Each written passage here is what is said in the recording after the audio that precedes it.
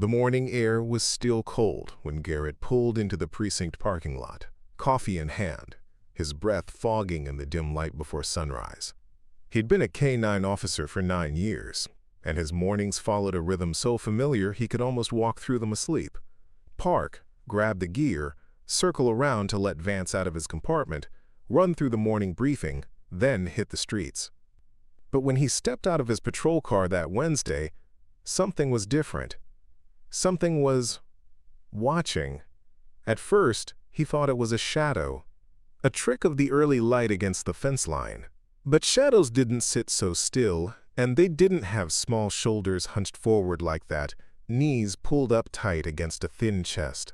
Garrett froze, his hand still on the car door, and stared across the lot toward the far corner where the chain link met the brick wall of the evidence building. There was a child sitting there.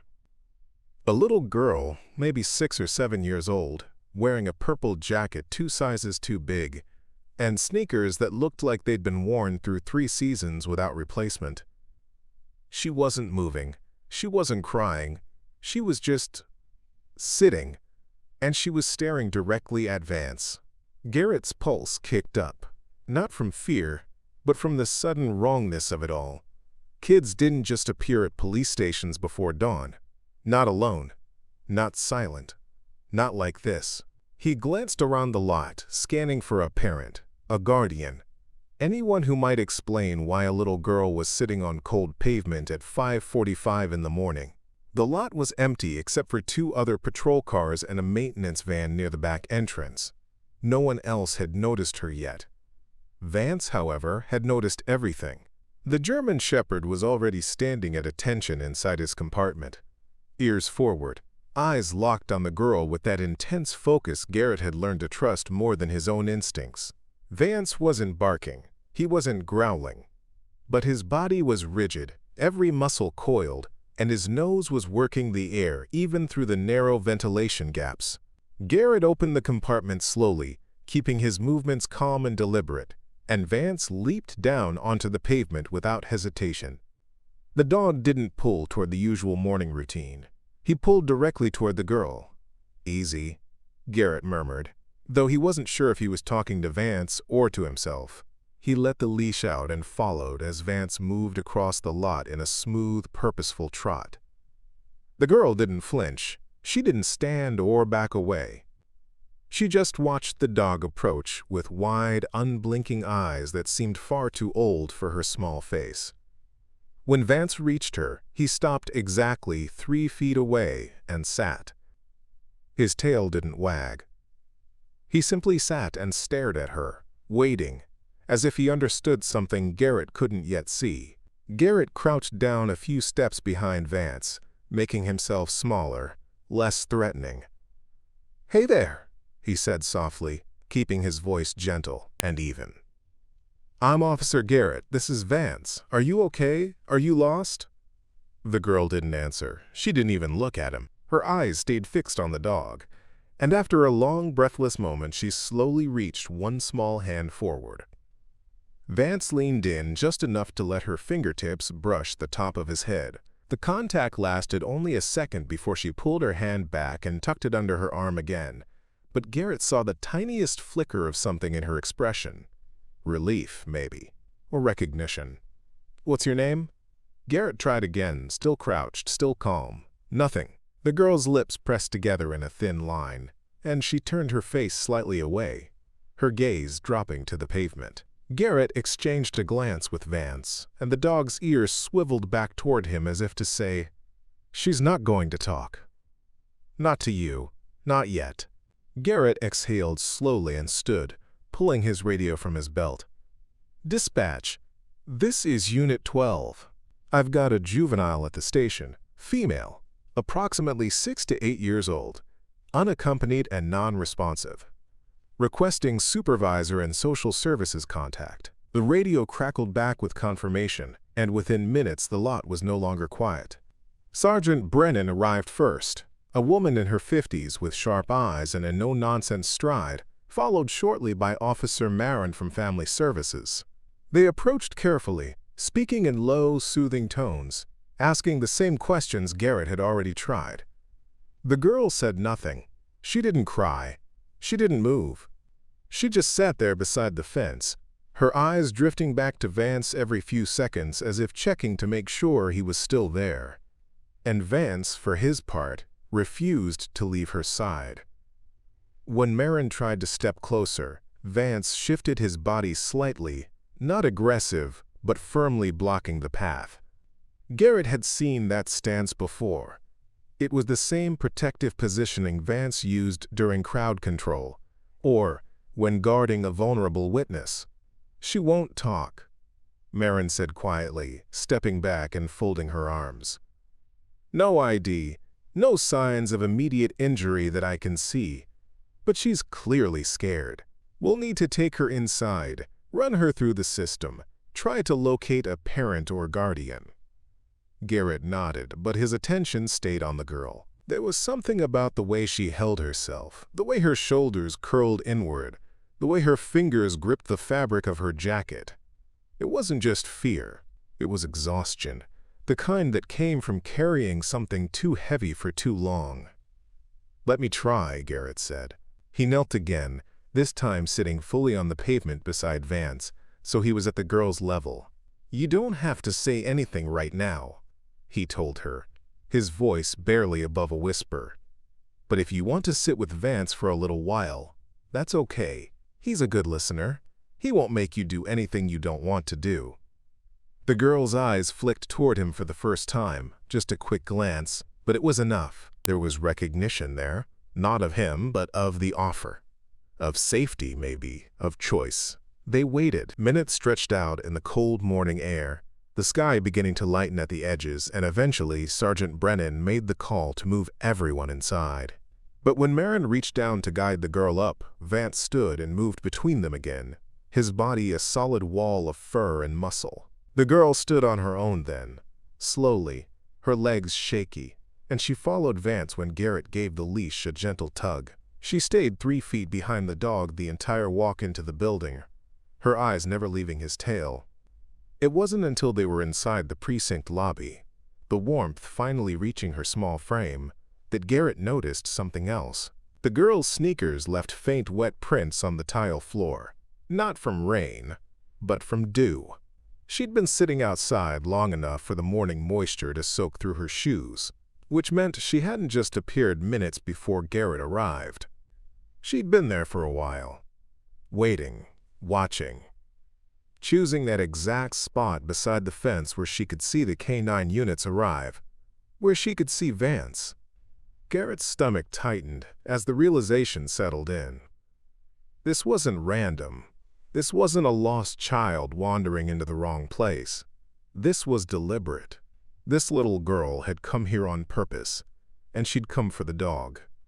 Inside the precinct, Sergeant Brennan set the girl up in one of the family interview rooms, a small space with soft lighting and a couch instead of metal chairs. Vance settled on the floor beside her without being told, his dark eyes tracking every movement in the room, and the girl immediately pulled her knees up again, wrapping her arms around them in that same tight, protective curl.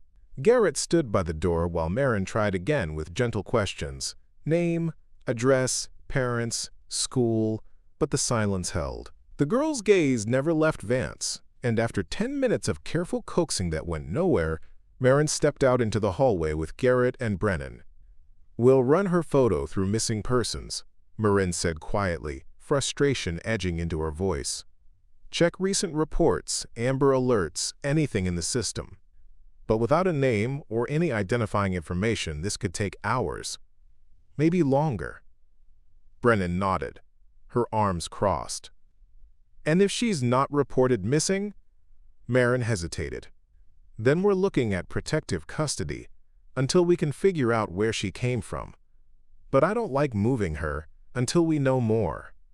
She's clearly traumatized, and forcing her into another unfamiliar situation could make things worse." Garrett glanced back through the doorway at the girl. She was leaning slightly toward Vance now, one small hand resting on the dog's shoulder, her fingers buried in his fur. Vance hadn't moved an inch. She came here for a reason, Garrett said. She didn't wander, she walked straight to the K9 lot. She's been watching us, watching him. He nodded toward Vance. Maybe for days. She's not lost, she's looking for help. Brennan's expression tightened. Then why won't she talk? Garrett didn't have an answer for that. Not yet. But he knew fear when he saw it. And this wasn't the kind of fear that came from being lost in a crowd or separated from a parent at a store. This was deeper. Older. The kind of fear that made a child stop trusting words altogether. By mid-morning, Marin had pulled surveillance footage from the precinct's exterior cameras, and what she found made the air in the small monitoring room feel heavier. Garrett leaned over her shoulder as she scrolled through the recordings, and there it was, clear as daylight. The girl had appeared at the fence line at 5:15 that morning, walking slowly from the direction of the east side residential blocks. She'd crossed the empty lot, chosen her spot near the K9 parking area, and sat down. And then she'd waited. But that wasn't the worst part. Go back, Garrett said, his voice tight. Marin rewound the footage, and they watched again. Then she pulled up the previous day's recording. Same time. Same approach. Same girl. Same spot beside the fence. She's been here before, Marin whispered. They checked the day before that. And the day before that. 5 days in a row. Every morning, just after dawn, the girl had come to the precinct, sat beside the fence, and waited until the K9 units arrived. On 3 of those mornings, she'd stayed for nearly an hour before slipping away again, unnoticed in the chaos of shift changes and morning briefings. On 2 others, she'd left sooner, always moving carefully, always alone. Why didn't anyone see her before today? Brennan asked, her jaw set. Garrett shook his head.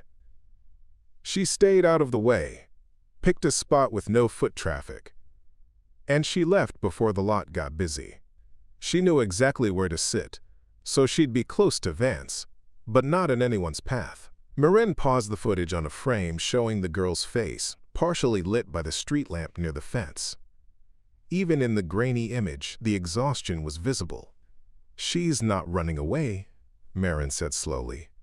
She's running too. To us. To him. Garrett felt something cold settle in his chest. A child didn't do this unless home wasn't safe.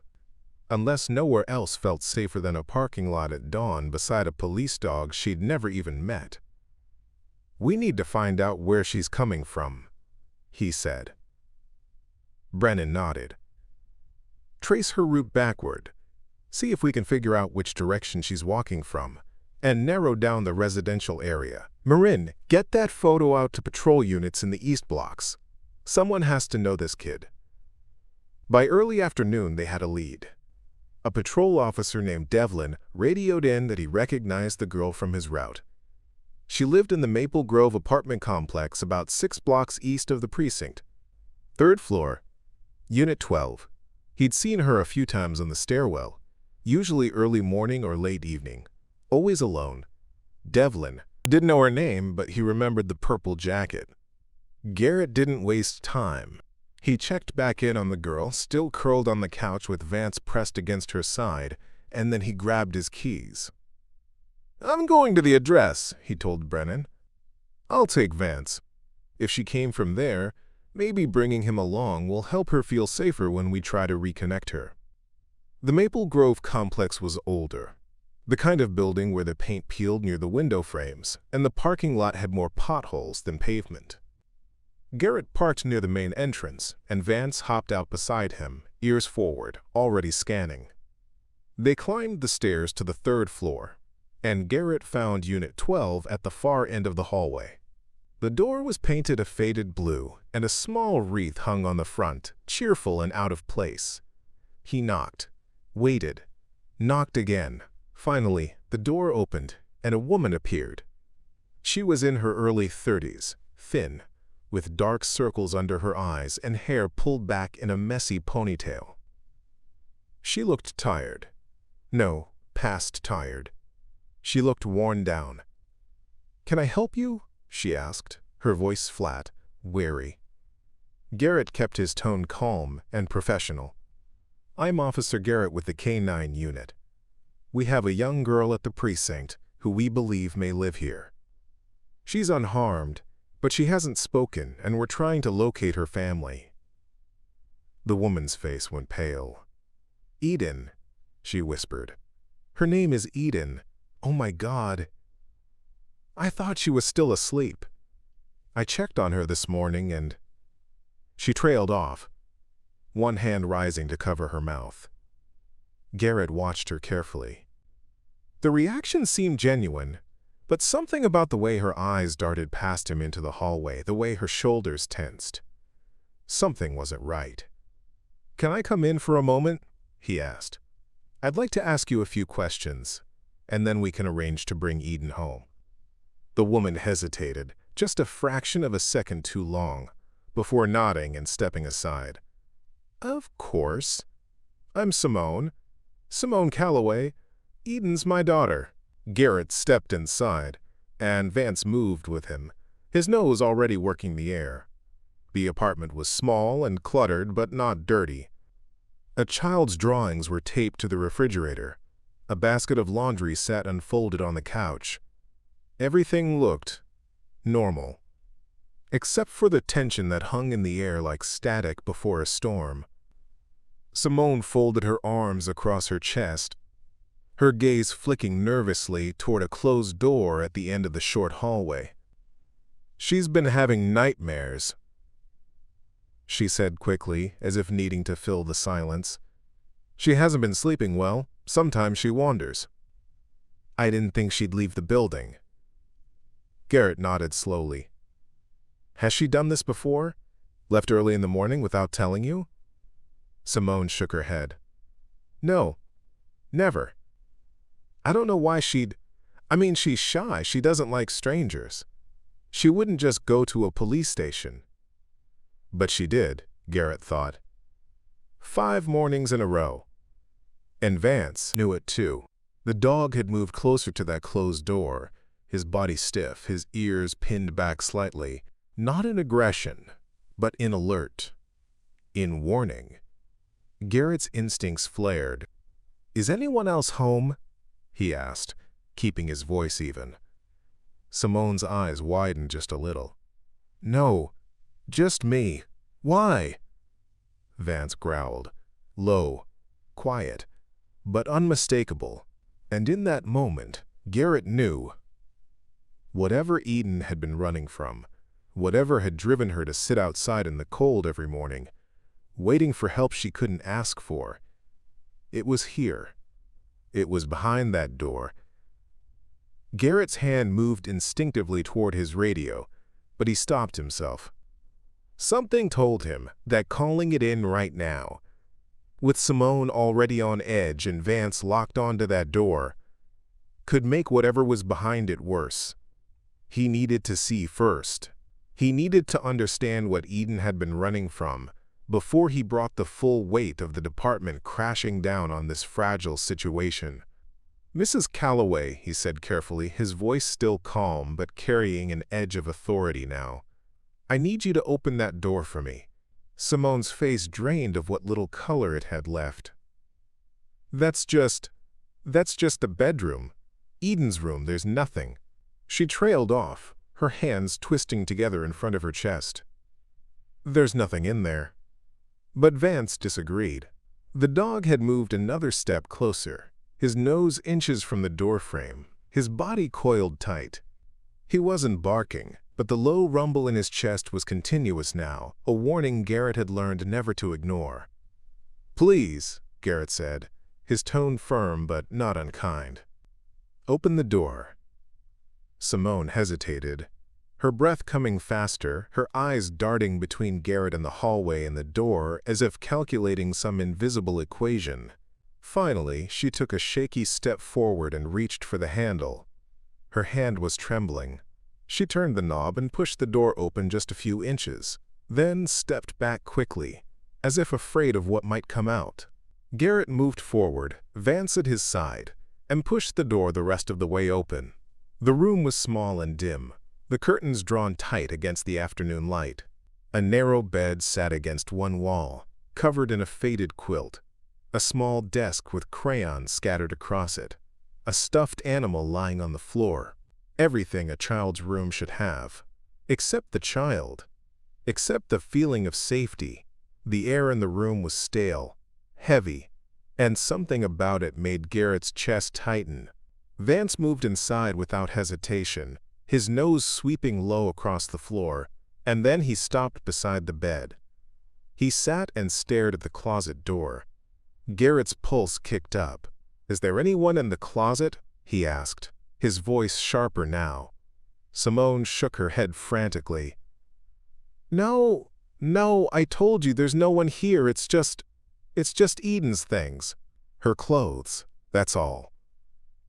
But Vance didn't move.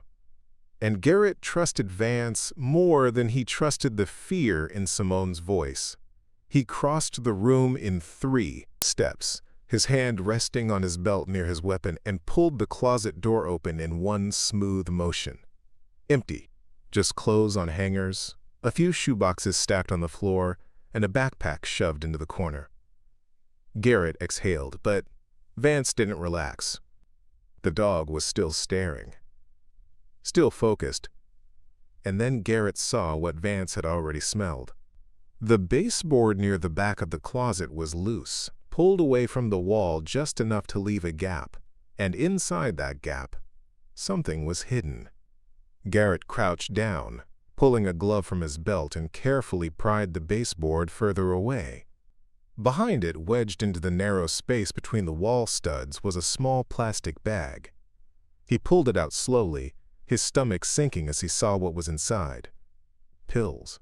Dozens of them. Small, unmarked pressed tablets that he'd seen 100 times in evidence bags and raid photos. He turned to look at Simone, still standing in the doorway, and her face told him everything he needed to know. Guilt, fear, and something else. Resignation. "They're not mine," she said quickly, her voice breaking. I didn't know she'd found them. I didn't know she knew." Garrett stood slowly, the bag still in his gloved hand. "Who do they belong to?"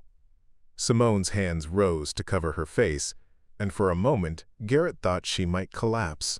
"His name is Troy," she whispered. He's my boyfriend. He stays here sometimes. He said he was just holding them for a friend. He said it was temporary. He promised it wouldn't. He promised Eden wouldn't." She couldn't finish the sentence. Garrett's jaw tightened. The pieces were falling into place now, sharp and ugly. Eden hadn't been running from her mother. She'd been running from what her mother had allowed into their home. From the man who used their apartment as a stash house. From the fear that came with living in a place where danger was hidden in the walls and violence simmered just beneath the surface of every conversation. "Where is he now?" Garrett asked. Simone shook her head. "I don't know. He left 2 days ago. He said he'd be back tonight. He always comes back at night." Garrett pulled his radio. "Dispatch, Unit 12. I need backup at Maple Grove Apartments, Unit 12, 3rd floor. Possible narcotics involvement and child endangerment. Subject may return to location. Send a unit and notify social services." The response came back immediately, calm and efficient, and Garrett clipped the radio back onto his belt. He looked at Simone, who had sunk onto the edge of Eden's bed, her face buried in her hands. "Mrs. Calloway," he said quietly, "I need you to tell me everything. When he started using this place, how often he comes and goes, whether Eden has ever been hurt, and I need the truth."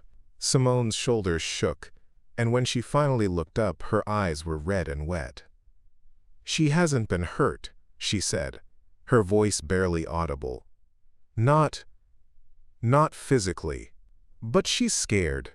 She's so scared she hears him yelling. She hears us fighting. She knows something's wrong, but I kept telling her it was fine. I kept saying we were fine." Her voice cracked. "But we're not fine." And she knew. She's known for weeks.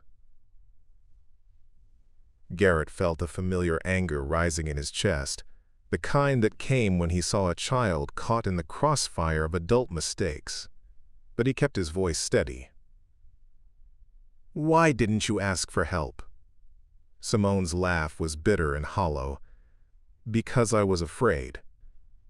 Because he said if I told anyone, if I went to the police, he'd make sure I lost her. He said they'd take her away from me. He said I'd go to jail too because I knew what he was doing and I didn't stop it." She wiped her eyes with the back of her hand. "So I kept quiet, and I kept hoping he'd leave, that it would stop. But it didn't stop, it just got worse." Vance had moved back to Garrett's side, his body still tense, still alert, and Garrett rested a hand on the dog's head. "Eden didn't keep quiet," he said. "She found another way to ask for help. She came to us." Simone looked up at him, her expression crumbling. "I didn't even know she was leaving. I thought she was asleep. I thought I was keeping her safe by keeping her here. But I wasn't, was I? I wasn't keeping her safe at all." Garrett didn't answer that. He didn't need to. The truth was already sitting heavy in the room between them. Instead, he moved back into the hallway as the sound of footsteps echoed up the stairwell. Backup arriving, voices low and controlled, the familiar rhythm of officers moving into position. Sergeant Brennan appeared first, her face set and serious, and Garrett filled her in quickly, his voice quiet but firm. Brennan's expression darkened as he spoke, and when he finished, she nodded once. "We'll secure the scene and wait for the boyfriend to show. If he's coming back tonight, we'll be ready." She glanced past Garrett into the apartment. "And the mother?" Garrett hesitated. "She's cooperating. She's scared. And she knows she made the wrong call." Brennan's gaze was hard. Scared doesn't protect a kid. "No," Garrett agreed. "It doesn't." But he also knew that fear could trap people just as effectively as bars and locks. And Simone Calloway wasn't a monster. She was a woman who'd made terrible choices out of desperation and misplaced hope. That didn't excuse what had happened to Eden. But it did complicate it. And complications were what made cases like this so hard to walk away from. By late afternoon, the apartment had been quietly locked down. Plainclothes officers took up positions in the stairwell and parking lot, waiting for Troy to return. Simone had been moved to a separate room for formal questioning, and Eden. Eden was still at the precinct, still curled on that couch with Vance lying beside her, still silent. Garrett returned to her as the sun began to set, the light through the windows turning gold and soft. He sat down on the floor across from her, close enough to be present but far enough to give her space. "Your mom is okay," he said gently. "She's safe, and we're going to make sure you're safe too." Eden's eyes flicked toward him, just for a second, before returning to Vance. Her small hand was still resting on the dog's back, fingers buried in his fur like an anchor. Garrett watched her for a long moment, and then he spoke again, his voice barely above a whisper. "You've been really brave, Eden, coming here every morning. Sitting out there in the cold, waiting for us to notice. That took a lot of courage." The girl's lips pressed together, and her grip on Vance's fur tightened slightly.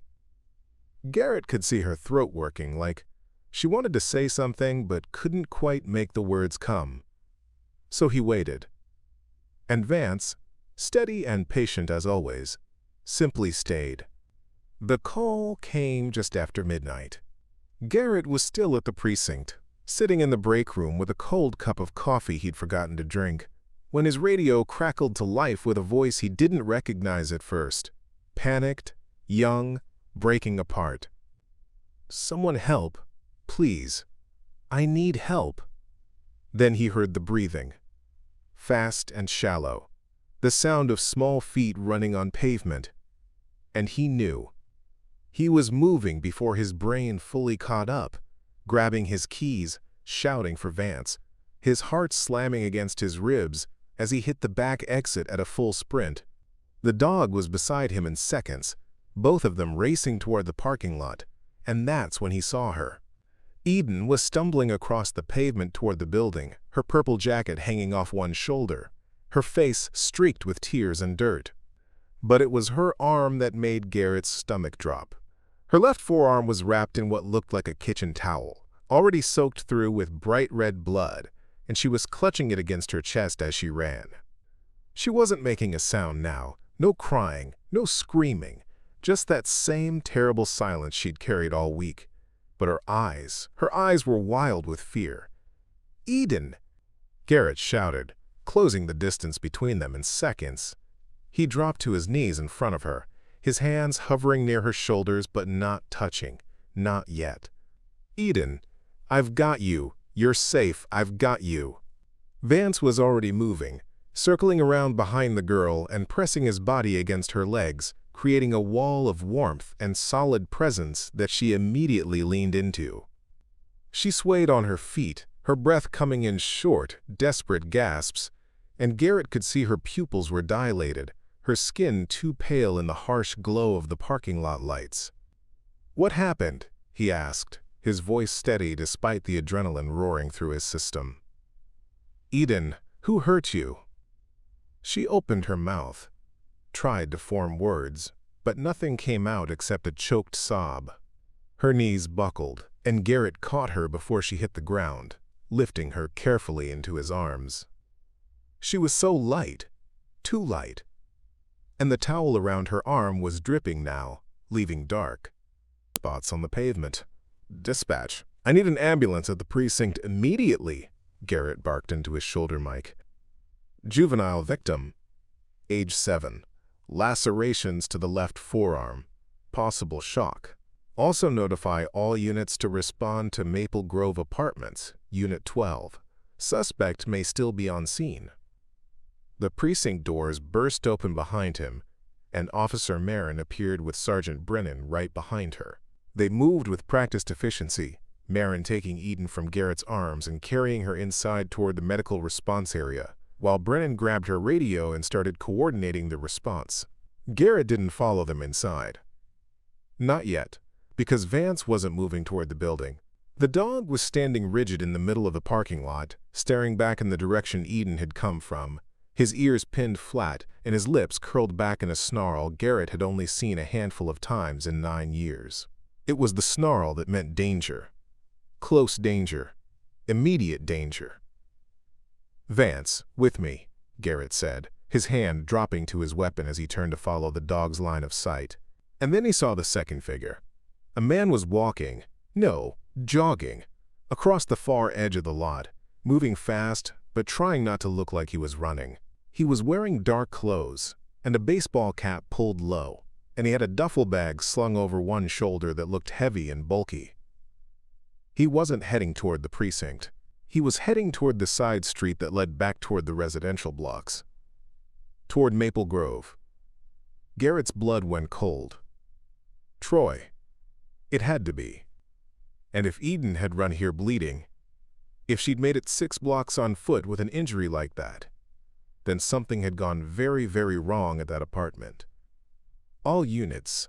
Suspect is mobile on foot, heading east from the precinct toward Maple Grove. Garrett said into his radio, his voice clipped and controlled. White male, dark clothing, baseball cap, carrying a large duffel. Approach with caution. This is connected to the child endangerment case. He didn't wait for confirmation. He just moved. Vance was already 3 steps ahead of him, pulling hard on the leash, and Garrett let him lead. They closed the distance fast, Garrett's boots pounding the pavement as they cut across the empty lot and into the street. The man glanced back once, saw them coming, and broke into a full run.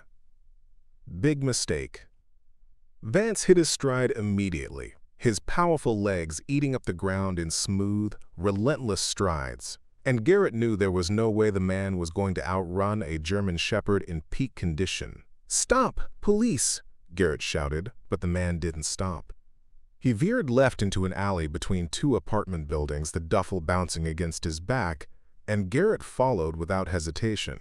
The alley was narrow and dark, lit only by a single flickering street lamp at the far end, and the man was halfway through when he made his second mistake.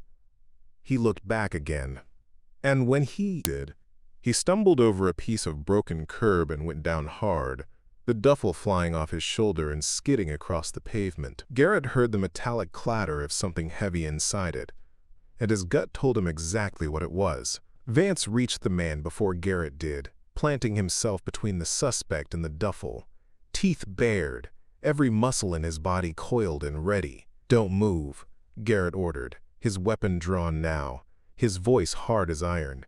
"Hands where I can see them, now." The man rolled onto his back, breathing hard, his face twisted with rage and panic. "Get that dog away from me," he shouted. "I didn't do anything. I didn't." But Garrett wasn't listening. He was looking at the man's hands, at the fresh blood smeared across his knuckles, at the scratches on his forearms that looked like they'd come from a child's desperate attempt to fight back. "You're Troy Milligan," Garrett said, and it wasn't a question. The man's face went pale. "I don't know what she told you, but she's lying. That kid, she's always making things up. She's unstable. Shut up," Garrett said, his voice so cold it cut through the man's protest like a blade. "Don't say another word." Backup arrived within seconds, two patrol cars screeching to a halt at both ends of the alley, officers moving in with weapons drawn and voices shouting commands. Troy was cuffed and hauled to his feet, still trying to talk, still trying to spin some story that might save him, but no one was listening anymore. Garrett moved to the duffel bag and crouched beside it, pulling on gloves before unzipping it slowly. Inside, packed tight and wrapped in plastic, were dozens of small bundles, pills, powder, cash in rubber-banded stacks, and at the very bottom, a knife with blood still wet on the blade. Garrett's jaw tightened, and he looked up at Troy, who had gone silent now, his face slack with the realization that there was no way out of this. "You used a child's home as a stash house," Garrett said quietly. "You put her in danger every single day, and when she tried to run tonight, you stopped her, you hurt her." Troy said nothing. He just stared at the ground, his shoulders slumped, and Garrett felt the full weight of his disgust settle like a stone in his chest. Sergeant Brennan appeared at the mouth of the alley, her face grim. "The apartment's been secured. We found Simone Calloway unconscious on the living room floor. Looks like she tried to stop him when he went after the kid. Paramedics are en route." Garrett stood, pulling off his gloves and tossing them into the evidence bag an officer held out. "And Eden?" Brennan's expression softened just slightly. "She's stable. The cut needed stitches, but it's not life-threatening. She's asking for the dog." "Of course she was." Garrett nodded, his throat tight, and started back toward the precinct. Vance trotted beside him, his body finally relaxed now that the threat had been neutralized, and when they reached the medical response room, Garrett pushed the door open quietly. Eden was sitting on the exam table, her arm freshly bandaged, her face still pale but calmer now. Marin was beside her, speaking softly, and when the door opened and Vance stepped inside, Eden's entire body seemed to sag with relief. She reached out with her good hand, and Vance moved to her immediately, resting his head on the edge of the table so she could touch him. Her fingers tangled in his fur, and for the first time since Garrett had met her, he saw her lips move. Not into words, not yet, but into the smallest, faintest whisper. "Good dog," she breathed. "Good dog." Garrett's chest ached, and he had to look away for a second to keep his composure. Marin caught his eye and nodded toward the hallway. They stepped out together, leaving Eden with Vance for a moment, and Marin spoke quietly. "She's not going back to that apartment. We're placing her in emergency foster care tonight. and her mother will be evaluated when she's medically cleared. This is going to be a long process, but she paused. She's alive. Because of you. Because she knew where to run. Garrett shook his head. Not because of me, he said. Because of him. He nodded back toward the room where Vance stood watch over the little girl who had trusted him when no one else felt safe. And in that moment, Garrett understood something he'd always known but never quite put into words. It wasn't the badge that made people feel safe. It wasn't the authority or the weapon or the training. It was presence. It was showing up. It was being the steady, unshakable thing in someone's world when everything else was falling apart. And sometimes it took 4 legs and a pair of dark, intelligent eyes to remind you of that. The days after that night moved in a slow, heavy rhythm that Garrett had learned to recognize over the years. It was the rhythm of aftermath, when the crisis had passed, but the damage was still being counted, when the adrenaline faded and left behind only the weight of what had happened and what almost happened. Troy Milligan was in custody, facing charges that would keep him behind bars for a long time. Narcotics trafficking, child endangerment, assault with a deadly weapon. The district attorney had made it clear that they were pursuing the maximum sentence, and the evidence, the knife, the drugs, the blood, Eden's testimony given through a child psychologist over the course of careful, patient sessions, was overwhelming. Simone Calloway had been released from the hospital after 2 days. She'd suffered a concussion and bruised ribs from where Troy had shoved her into the kitchen counter when she'd tried to stop him from going after Eden. The doctors said she was lucky. Garrett thought luck was a strange word for what had happened to her, but he understood what they meant. She could have been hurt much worse. She could have died. Instead, she was cooperating with social services, attending, counseling, and fighting to prove that she could be the mother Eden needed. It wasn't a simple process. There were supervised visits, evaluations, and a long list of requirements she had to meet before Eden could even think about coming home. But she was showing up. She was doing the work. And that, Garrett had learned, was sometimes the best anyone could hope for. Eden herself had been placed with a foster family on the west side of town. A quiet couple named the Henriksons, who had experience with traumatized children and a calm, patient household. Garrett had visited once, early on, just to check in, and he'd been relieved to see Eden sitting at their kitchen table with a coloring book in front of her, her bandaged arm resting carefully on the surface. She still hadn't said much, but she'd looked up when he walked in, and her eyes had gone immediately to the doorway behind him, searching for Vance. The dog had been with him, of course, and when Vance stepped inside and moved to sit beside her chair, Eden's shoulders had relaxed in that same way they always did. She'd reached out, her small hand finding the familiar texture of his fur, and for just a moment, the fear that lived behind her eyes had dimmed. Garrett had stayed for 20 minutes, talking quietly with Mrs. Henriksen, while Eden sat with Vance and colored in silence. Before he left, Eden had handed him a drawing, a crayon picture of a dog with dark fur and kind eyes, standing beside a little girl in a purple jacket. At the bottom, in shaky letters that looked like they'd been written very carefully, she'd spelled out 2 words. "Thank you." Garrett had folded that drawing and tucked it into his jacket pocket, and it had stayed there ever since. Now, 3 weeks after that night, he stood in the precinct parking lot on a bright Saturday morning, watching as a car pulled into the visitor spaces near the front entrance. Vance was beside him, sitting at attention, his ears forward and his tail brushing the pavement in a slow, measured wag. The car door opened, and Simone stepped out first. She looked different than she had the last time Garrett had seen her. Healthier, maybe, or at least less haunted. Her hair was pulled back neatly, and she was wearing a clean jacket and jeans.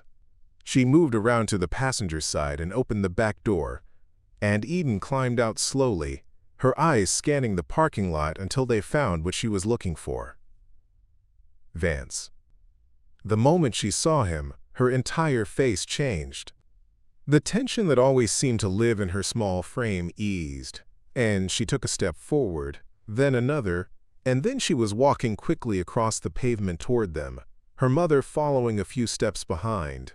Garrett gave Vance the release command, and the dog moved forward to meet her, his body language gentle and careful, and when they reached each other, Eden dropped to her knees and wrapped both arms around Vance's neck. She buried her face in his fur, and Garrett saw her shoulders shake just slightly. He stayed where he was, giving her space, and after a long moment, Simone reached them. She stopped a few feet away, her hands clasped together in front of her chest, and when she met Garrett's eyes, her expression was a complicated mix of gratitude and shame. "Thank you for agreeing to this," she said quietly. "Eden's been asking to see him every day. Her therapist thought it might help." Garrett nodded. "Vance doesn't mind," he said, "and neither do I." Simone's throat worked, and she looked down at her daughter, still clinging to the dog like he was the only solid thing in a world that had tilted too far. "I'm trying," Simone said, her voice barely above a whisper. "I know that doesn't fix what happened. I know I failed her. But I'm trying to be better. I'm trying to be what she needs." Garrett didn't respond immediately. He just watched Eden, watched the way her breathing had slowed, the way her fingers had relaxed their grip on Vance's fur, the way she looked. Safe. "Keep trying," he said finally. "That's all you can do." Simone nodded, her eyes wet, and she stepped back to give Eden more room. They stayed like that for a while, the three of them standing in the parking lot while Eden sat on the pavement with Vance pressed against her side. The morning sun was warm on Garrett's shoulders and the sounds of the precinct. Voices, radios, the distant hum of traffic felt distant and unimportant. After a few minutes, Eden pulled back from Vance and looked up at Garrett.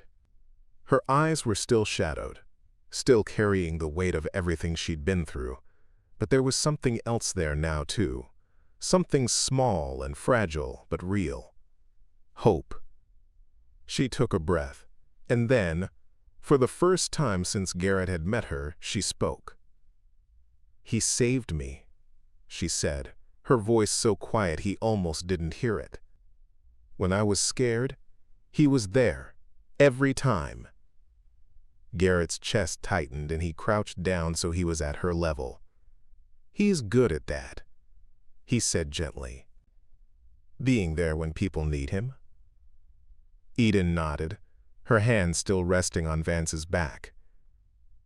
Can I come see him again?" Garrett glanced up at Simone, who was watching with tears streaming silently down her face, and then he looked back at Eden. "Anytime you want," he said. "He'll be here." Eden's lips curved into the smallest, faintest smile, and she leaned forward to press her forehead against Vance's one more time before standing up slowly. Simone moved to her side, resting a hand on her daughter's shoulder, and the two of them stood there together, looking at Garrett and Vance with expressions that said more than words ever could. "Thank you," Simone said again, and this time her voice was steady. "For seeing her, for not giving up." Garrett shook his head. "She's the one who didn't give up," he said. "She found a way to ask for help when no one else was listening. That takes more courage than most adults have." Simone looked down at Eden, and something passed between them, something quiet and painful and beginning to heal. Then she nodded, took Eden's hand, and started back toward the car. Garrett watched them go, Vance sitting calmly at his side, and when the car pulled out of the lot and disappeared down the street, he let out a long, slow breath. "You did good, partner," he said quietly, reaching down to scratch behind Vance's ears. The dog leaned into his hand, his tail wagging once, and Garrett felt the familiar steadiness of their bond settle back into place. The world was full of hidden dangers and quiet suffering, full of people who needed help but didn't know how to ask for it. And sometimes the only thing that made a difference was showing up, being present, being the steady thing in someone's storm. Garrett had learned that lesson a long time ago, but it was Eden who had reminded him why it mattered. The weeks that followed took on a new rhythm, one that Garrett hadn't expected but found himself grateful for. Every Saturday morning, the same car would pull into the visitor lot, and every Saturday morning, Eden would step out and search the parking area until she found Vance. The visits became routine in the best possible way, something steady and predictable in a world that had offered Eden very little of either. Simone was making progress, slow, careful progress that was measured in small victories and hard-won trust.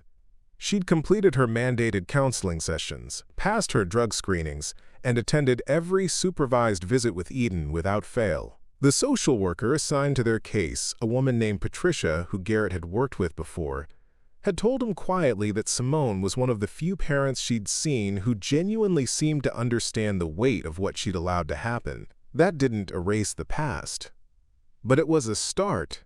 Eden herself was changing too, not in dramatic, overnight ways, but in the small, almost invisible shifts that only someone who paid close attention would notice. She spoke more often now, though her voice was still soft and careful, as if she were testing each word before releasing it into the world. She smiled occasionally. She'd started drawing pictures that weren't just of Vance, though the dog still appeared in most of them, always standing beside her, always watching over her. Her foster parents reported that she slept better when she knew she had a visit with Vance coming up, and her therapist had noted that the dog's presence seemed to unlock something in Eden that hours of careful questioning couldn't reach. Trust. Safety. The belief that not everything in the world would hurt her if she let it close. Garrett understood that better than most. He'd seen it before, in other cases, in other children who'd learned too young, that the people who were supposed to protect them couldn't always be trusted. Animals didn't carry that same baggage. They didn't lie.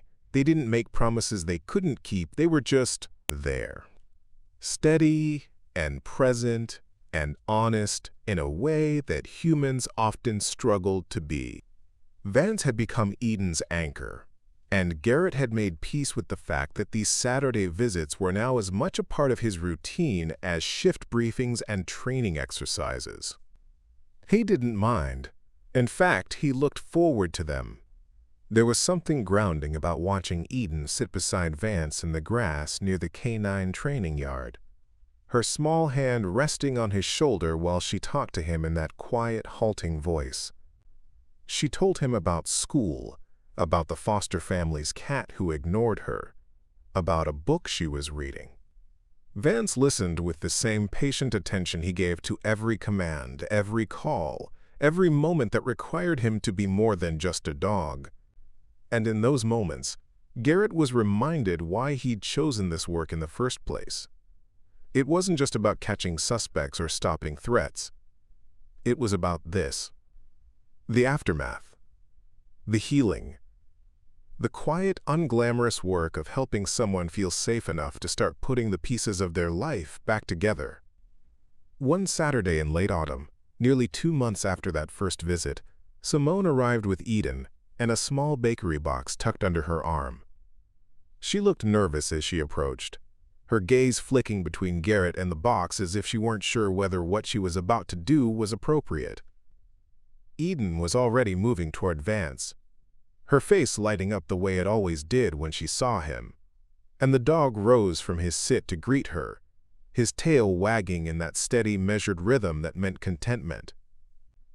"I brought these," Simone said, holding the box out toward Garrett. "I know it's not much, but I wanted to thank you, properly, for everything you've done." Garrett took the box carefully and opened it to find a dozen homemade cookies, still warm and smelling faintly of cinnamon. He looked up at Simone, whose cheeks had flushed slightly, and he saw the sincerity in her expression.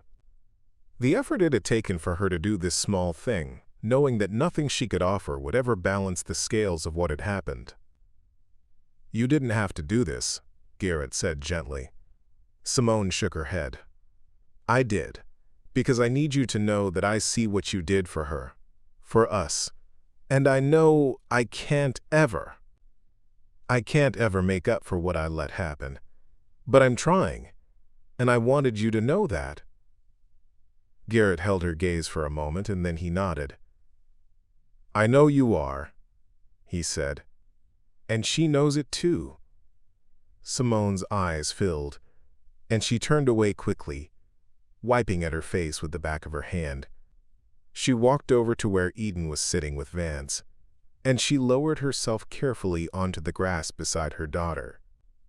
For a moment, the two of them just sat there, mother and daughter and dog, the autumn sunlight filtering through the trees overhead and casting long, soft shadows across the yard.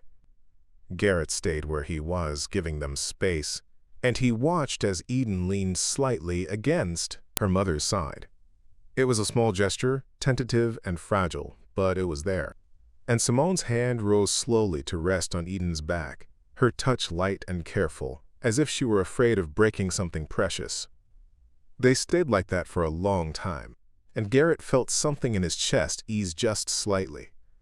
This was what recovery looked like. Not a single dramatic moment of reconciliation, but a series of small, quiet steps taken one at a time. Trust rebuilt in increments, safety proven through presence. Love tested and, slowly, cautiously, allowed back in. When the visit was over and Simone and Eden were walking back toward the car, Eden stopped suddenly and turned around. She looked at Garrett, and then she looked at Vance, and then she did something she'd never done before. She ran back across the grass, her purple jacket flapping behind her, and she threw her arms around Vance one more time. But this time, when she pulled back, she looked up at Garrett, and her voice was stronger than he'd ever heard it. "Thank you for letting him help me," she said. Garrett crouched down so he was at her level, and he smiled. "He's always going to be here if you need him," he said. "Both of us are." Eden nodded, her eyes bright and clear, and then she turned and ran back to her mother, who was waiting by the car with a hand pressed to her mouth and tears streaming down her face. As they drove away, Garrett stood in the parking lot with Vance beside him, and he felt the weight of the past 2 months settle into something that felt less like burden and more like purpose. The cases didn't always end this way, he knew that. Sometimes the damage was too deep, the trauma too wide, the systems too broken to be fixed by one officer and one dog. But sometimes it worked. Sometimes a child who had stopped believing that anyone could keep her safe found a way to trust again. Sometimes a mother who had made terrible choices found the strength to do better. Sometimes the smallest gestures, sitting beside a dog at dawn, showing up every Saturday, baking cookies as a thank you, were the things that mattered most.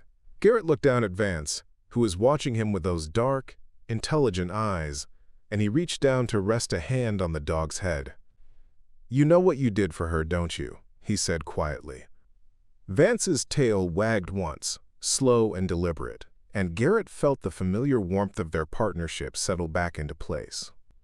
They'd done this work together for 9 years now, and they'd saved lives in ways that were loud and dramatic and caught on body cameras and written up in reports.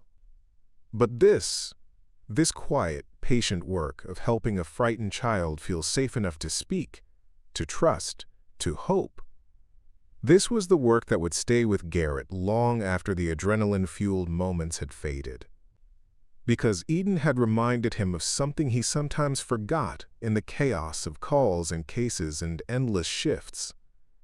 She'd reminded him that showing up mattered. That presence was a kind of protection. That sometimes the bravest thing a person could do was sit beside someone who made them feel safe and wait for the world to notice. And the world had noticed. Not in headlines or commendations, but in the way a little girl's voice had grown stronger, in the way a mother had chosen to fight for her daughter instead of giving up, in the way trust had been rebuilt. One Saturday morning at a time, Garrett turned and started back toward the precinct, Vance walking steadily at his side, and he carried with him the knowledge that whatever calls came next, whatever dangers waited around unseen corners, he and Vance would face them the same way they always had. Together, present, steady, and ready to be the safe place someone needed when the world had stopped feeling safe at all.